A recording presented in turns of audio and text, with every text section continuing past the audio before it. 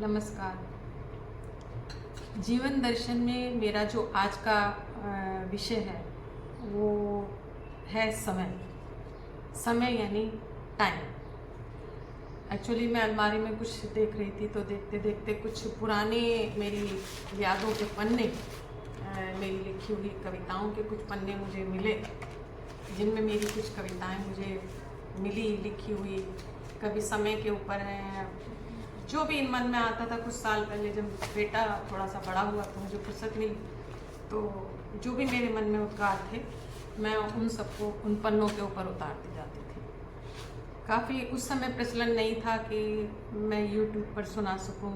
मतलब यही था कि प्रकाशित कुछ एक आध कोई इधर प्रकाशित हो गई, उधर हो गई, बस इतना ही कर पाई। बाकी सब आज जब मैंने इन पन्नों को देखा तो मुझे याद आया, मैंने समय के ऊपर एक कविता लिखी और जिसकी कुछ पंक्तियां पहले मैं पढ़ के सुना दूँ आप लोगों को। तो समय तू महान है, नहीं रुकना तेरी शान है, चलते रहने का निरंतर तू ही दूसरा नाम है, तू ही सृष्टि की जान है, चारों युगों की खान है तेरे ही इन हाथों में ब्रह्मांड की कमान है, समय तू महान है। जब से तूने आंखें खोली तब से ही ये सृष्टि बोली, तेरे करने से इशारा डरते भी यमराज हैं, समय तू महान है। शायद थम जाए ये धरती, थम जाए चाहे ये सृष्टि, पर नहीं थमेगा तू कभी, तेरी यही पहचान है, समय तू महान है, समय तू महान है। एक आगे भी कुछ पंक्तियाँ काफ़ी लिखी हुई हैं इसमें। चाहे दिन हो या चाहे हो रात, तू चलता रहता है हरदम साथ, कभी अच्छा है कभी बुरा है, नहीं रहता एक समान है, समय तू महान है। नहीं थमा है दो पल भी तू, चलता रहता है निरंतर, नहीं लेता कोई विराम है, समय तू महान है। इसी तरह की कुछ पंक्तियाँ मैंने समय के ऊपर लिखी थी। एक्चुअली कल परसों गंगा दशहरा था। काफ़ी लोगों ने स्नान किया, गंगा स्नान को जाते हैं इधर उधर। उसी के नाम से मुझे याद आया, गंगा दशहरा के से पहले जब प्रयागराज में अब की बार जब स्नान चल रहा था, संगम स्नान चल रहा था, तब लाखों लोगों ने वहाँ आस्था की डुबकी लगाई, करोड़ों लोगों ने स्नान किया।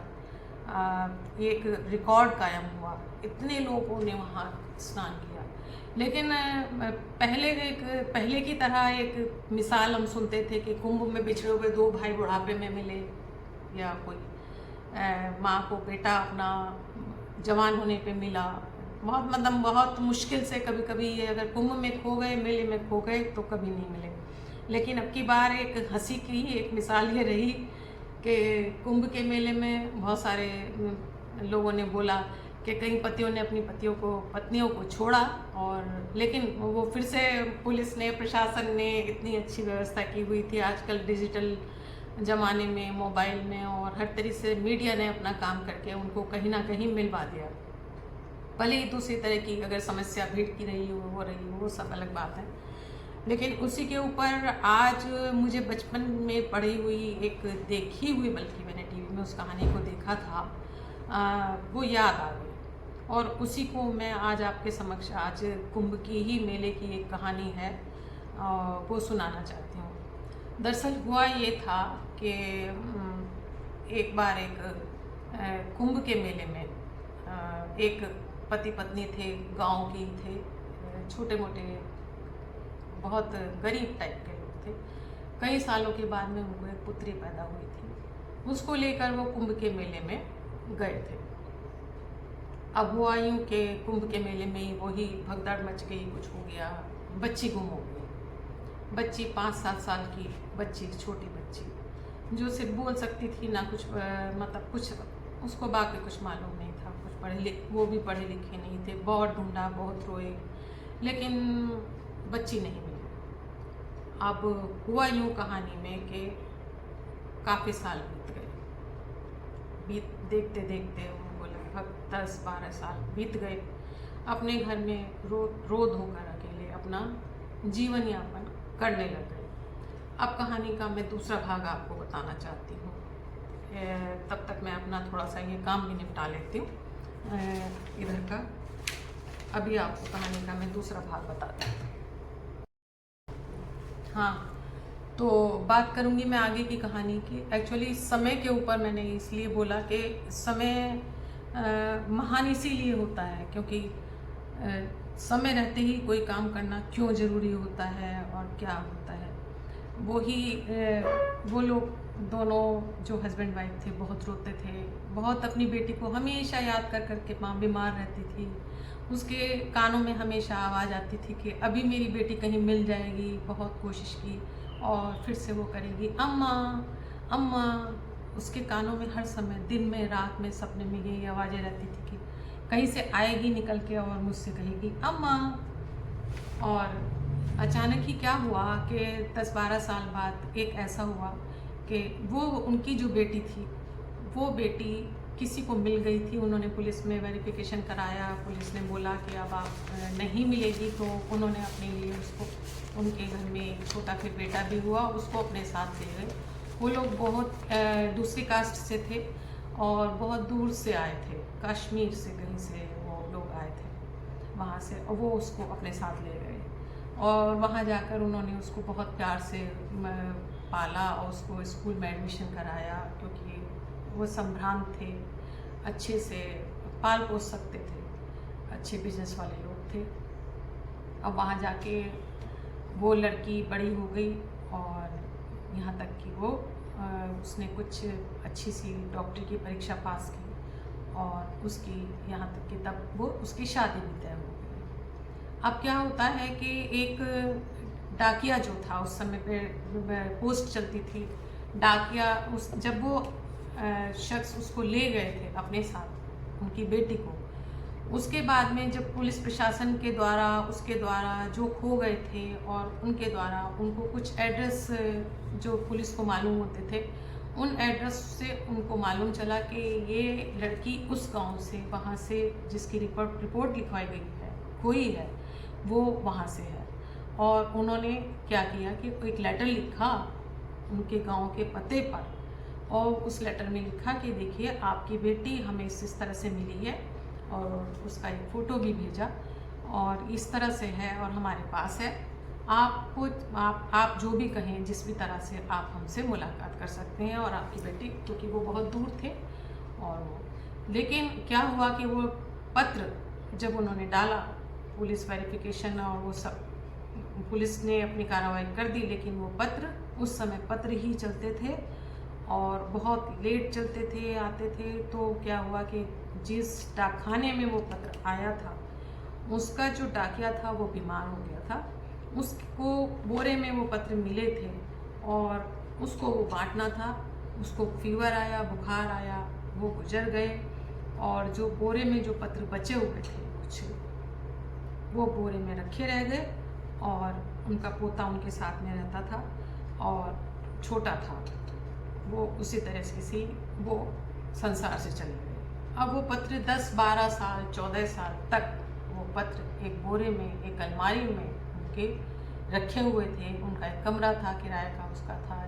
जब पोता 10-12 साल बाद उनके उस घर को, पुराने घर में जब आया, तो उसने अपने दादा के वो पत्र जो थे, वो उसने उस थैला देखा और उसमें पत्र उसने देखे, तो उसको बड़ा वो लगा कि मेरे दादा को ये अंतिम जो बांटना था वो बांट नहीं पाए, और मैं इन पत्रों को बांट देता हूँ। और वो उन पत्रों को लेके उसने क्या किया, यही एक कहानी का विशेष मोड़ है समय को लेकर, कि उसने उन पत्रों को बांट दिया।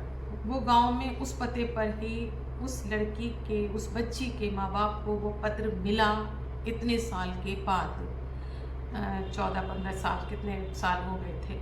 और उन्होंने वो पत्र पढ़ा कि आपकी बच्ची मेरे पास है और इस तरह से है, फ़ोटो देखा और वो पहचान गए उसके कपड़ों को। फिर क्या था, फिर तो माँ बीमार पड़ी, जो बच्ची का नाम जपती रहती थी, उठ खड़ी हुई, मैं अपनी बच्ची को लेने के लिए जाऊंगी, ये एड्रेस इनका कहाँ है, कश्मीर में, मुझे जाना है।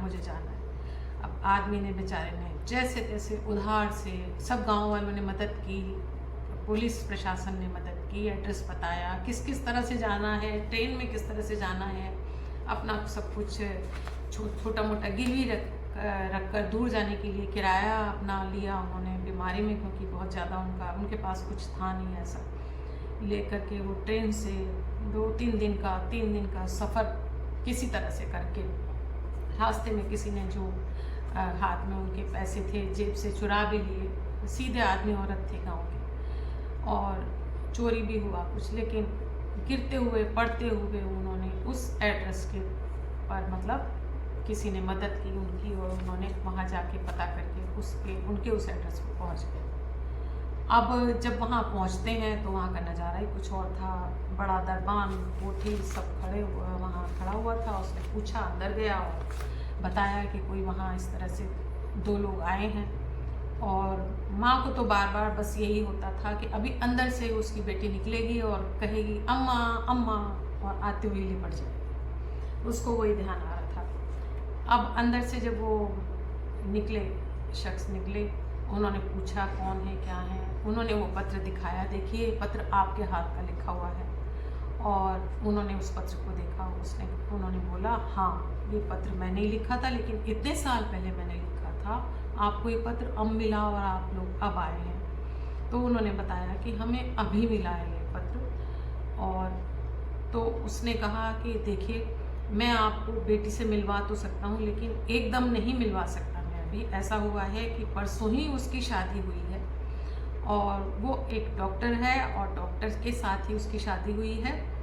अंदर गए, उसने बात की अपनी पत्नी से, अपने बेटे से बात की। उसके बेटे तक को मालूम नहीं था कि उसकी जो दीदी है वो उसकी सगी बहन नहीं है। उन्होंने इस तरह से उसको पाला था, और उसकी शादी हुई है, और आज की ही फ्लाइट से वो बाहर विदेश जा रही है। तो आपको जल्दी से जल्दी जाना होगा, वरना उसकी फ़्लाइट का टाइम हो रहा है। आपको एयरपोर्ट पे सीधा पहुंचना पड़ेगा, वरना वो लोग निकल जाएंगे। अब उस समय लैंडलाइन फ़ोन के अलावा कुछ चलता नहीं था, तो कुछ किया भी नहीं जा सकता था। अब उन्होंने फटाफट, इतना शरीफ आदमी थे, उन्होंने कहा कि अरे चन्ना गए, वो भी काफ़ी सालों से बेटी को पाल रहे थे अपनी बेटी, लेकिन उन्होंने तुरंत ही एक टैक्सी बुलाई, और टैक्सी वाले को पैसा देकर और उन लोग दोनों को बैठाकर अच्छी तरह से समझाकर उनको वहाँ एयरपोर्ट पर भेज दिया। अब एयरपोर्ट पर जाकर भाग कर चलते यहाँ से वहाँ से यहाँ, जो ज़िंदगी में पहली बार एयरपोर्ट पहुँचे, उन्होंने देखा साधारण गांव के एक अनपढ़ आदमी, और बेचारे थोड़ा बुजुर्ग भी हो गए थे।